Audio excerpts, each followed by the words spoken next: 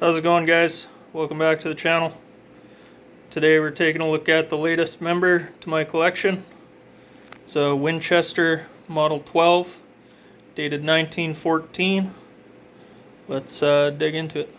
So, I picked this shotgun up recently for $300 from a local gun store.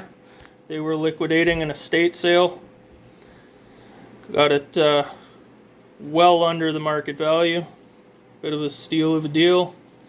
Has a 30-inch full choke barrel. It wasn't very common that these came with the field style barrel with the rib on top. It's a more desirable barrel with the fixed full choke.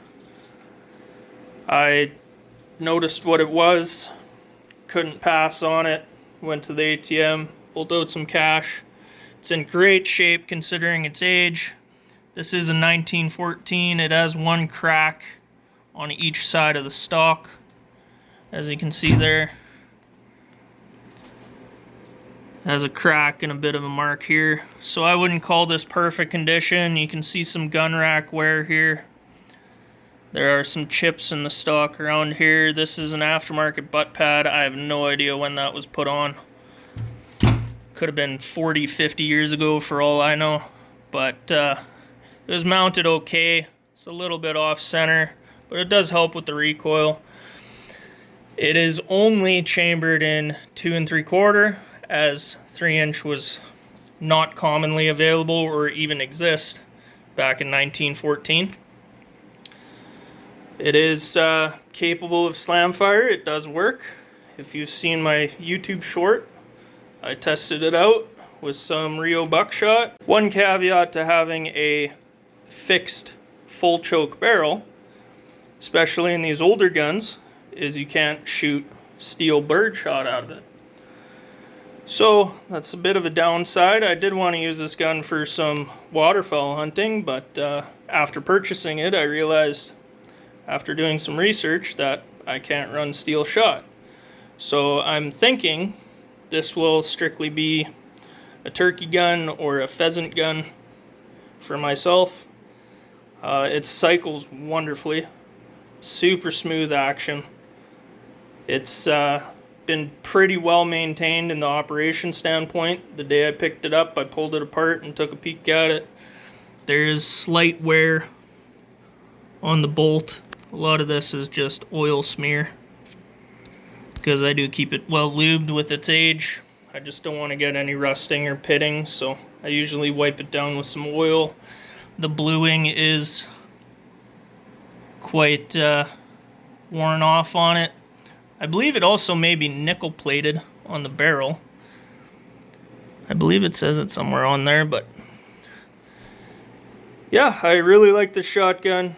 It's treated me well so far. I try not to put too many rounds through it, unlike my Churchill. My Churchill is more for target shooting, so I shoot the hell out of that. This thing, I'm probably just going to use it strictly for hunting, just to try and preserve its condition. Hopefully it continues to appreciate in value. I feel it's a good investment for $300. I'm going to rip it apart here. I can't show you the disassembly because of YouTube things, but I'll pull it apart here and show you it disassembled so you can get a better look inside, get an idea on how it works, and we'll go from there. Just thought I'd let you guys take a quick peek before I fully disassemble this. It is a takedown style. From my understanding, these originally came with a box that would fit all 3 of these parts disassembled in their current state, and you could transport the shotgun much easier than disassembling it and having a bag full of parts. It has a captive plunger and spring in the magazine tube. The barrel comes apart very easily. It's just got some locking rings on there. Just unscrews, 45-degree angle, comes out, and the bolt stays fully concealed in the receiver. Yeah, I'm going to carry on and show you the rest of it disassembled. So, Here's a look at the fire control group, trigger assembly. This little guy, a real pain to get in and out, but you do have to remove it to take the trigger mechanism out. Here you can see the underside of the bolt. There is a good gouge on the inside of the receiver. I would assume that's from somebody trying to take the bolt out. I don't believe you can take the bolt out of this receiver without removing the retainer ring in the front. It's probably somebody trying to get in there with a screwdriver or something. Previous owner maybe. But you can see, very simple action. It's just a rocking bolt mechanism similar to other Winchester shotguns. The magazine tube, like I said previously, is captive. You need to remove the screw on the end cap on each side. The end cap comes out. This pin is spring loaded. This is what locks it into the barrel so that the threads here do not come out during firing. The slide, it is unfortunately a single op rod, but it is a pretty stout op rod, as you can see. That's about 1/4 inch thick steel and quite the lug on the action there. Does have a couple proof marks. The numbers are worn off of the op rod, but you can tell that starts with an 8 along with the receiver, so it's safe to assume it's most likely original. Considering that the tube is the original tube and the barrel has the same serial number as the receiver, I'm not going to really point that out just for security reasons, but it is the same numbers on the receiver and on the barrel assembly, along with the same numbers on the magazine tube.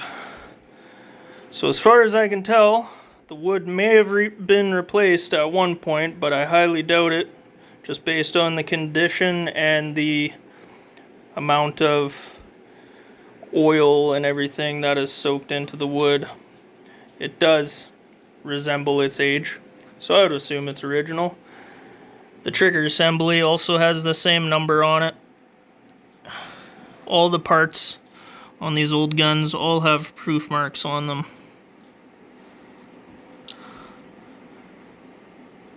Very nicely made gun. It patterns very well for its age. The barrel,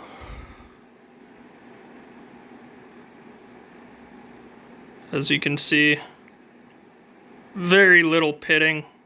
Might have had some older black powder shells put through it, but it doesn't look like it shot a lot of corrosive.